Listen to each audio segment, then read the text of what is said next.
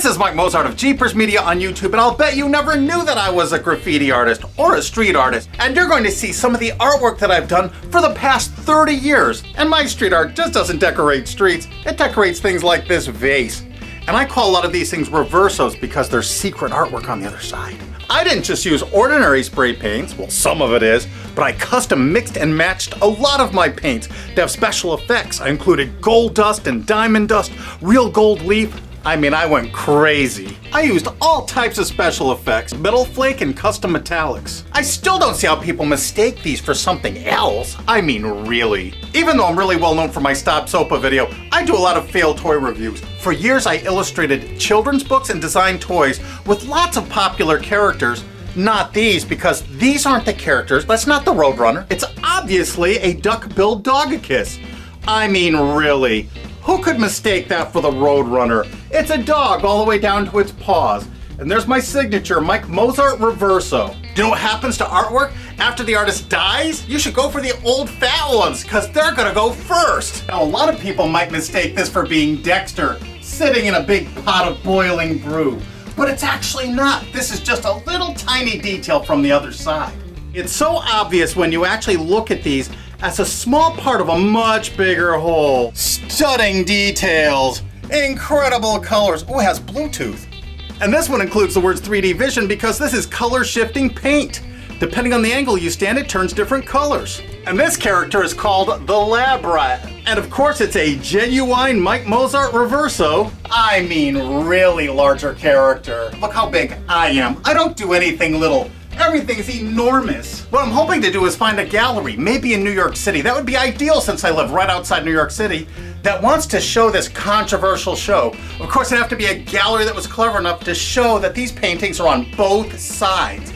And both sides are necessary because it shows I'm not infringing anybody's copyright. Well, a lot of people might mistake this for Jack Skellington, but they'd be wrong. This isn't Jack Skellington. It's a detail of a much bigger picture. That's on the other side, the Reverso. But now look at what this painting actually is. This is the big copyright jackass. I mean, really. Who would mistake that for Jack Skellington now? And I'm not the unknown artist. Search Mike Mozart in quotations on Google. There's a million hits for me, or my company, Jeepers Media. And my next Mike Mozart Reverso is one of the orneriest, craziest, shooting up characters in the whole world. It's not actually Yosemite Sam. How could anyone mistake Euduckimus for Yosemite Sam? And what do we have here?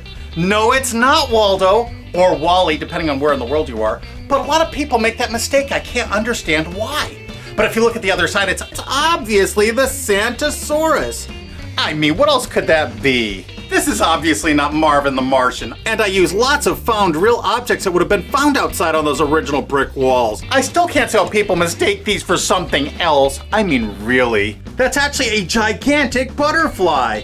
Of course. How could anybody get that wrong? We need to say fair use because this is commentary on the big media companies and how they're trying to silence you. So copyrights now are the beast. And on the Reverso part, I use paint markers, sometimes I use spray paint, but the boards are always prepped with crazy backgrounds before I start. Do you think I should just do my YouTube videos and do these paintings and just retire? This is a continuation of the street art that I was doing in the 1970s and 80s. I was doing it before it was popular. I created a lot of these samples way back then. And what happened is the galleries at the time said, no one's gonna buy graffiti art. You can see it in the streets for free. And then Keith Haring came out and made street art very popular. But by then I was illustrating children's books and designing toys and I had a family and I didn't have the time anymore to put into my artwork, but now I do. And now I have a reason. Just to show the hypocrisy of these people. All of this artwork is fair use, absolutely. All of my works of art are two-sided commentaries on the hypocrisy and ridiculous copyright laws we have now that are being manipulated by big media companies that'll claim they own the tiniest shred of media. And one of my favorite street artists and good friends is Alec Monopoly. He's a brilliant artist of the Monopoly Guy, and he uses him in lots of very critical commentary and social ways.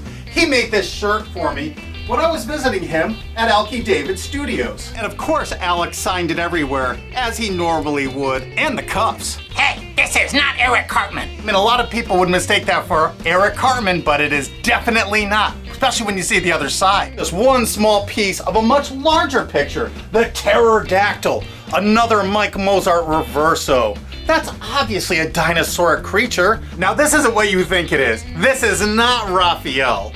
No way. This is just another little detail of a much bigger picture. Obviously a big swamp alligator. There is no way you could confuse that with Raphael. Cowabunga, dudes! This is obviously not SpongeBob and Patrick. Why would people make that mistake? The other side shows they're completely different characters and creatures altogether. It's a big pink sea anemone and some weird undersea fish being attacked by an even bigger fish. And Mike Mozart's reversos aren't just graffiti art on wallboard, they're also incredible vases.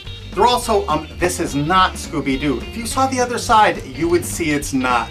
This is another Mike Mozart free to re-upload anywhere on the internet you wish video, or you can click this remix button under the screen and you can re-upload it to your channel and the views will count on your channel. How can you beat that? Help me spread the word. Mike Mozart reversos are also on a lot of antique clocks. I especially like the original George Nelson clocks for Herman Miller. I turn them all into reversos. This is one of my next projects. And this beautiful vintage Danish modern clock by Humanoff Design is going to become another Mike Mozart reverso. I hope you enjoyed all this artwork. You're welcome to share this video anywhere on the internet or hit that remix button under the screen and share this with your friends on your own channel. I also made a lot of pictures. I made over 120 of these. Most I've given away. I still have at least 27. That's my homage to Keith Haring, which I was very proud of. I made that in 1990 and really loved it. And here's a little bit closer look at the Keith Haring picture. I used all kinds of, what at the time, revolutionary painting techniques. And I kept a little leather-bound book, and I kept track of all those techniques, and I'm going to bring them all back in a lot of new pictures. So please, share this video anywhere you can. If you know someone owns a gallery, great. Send them a link to this. I really appreciate it. Thanks again.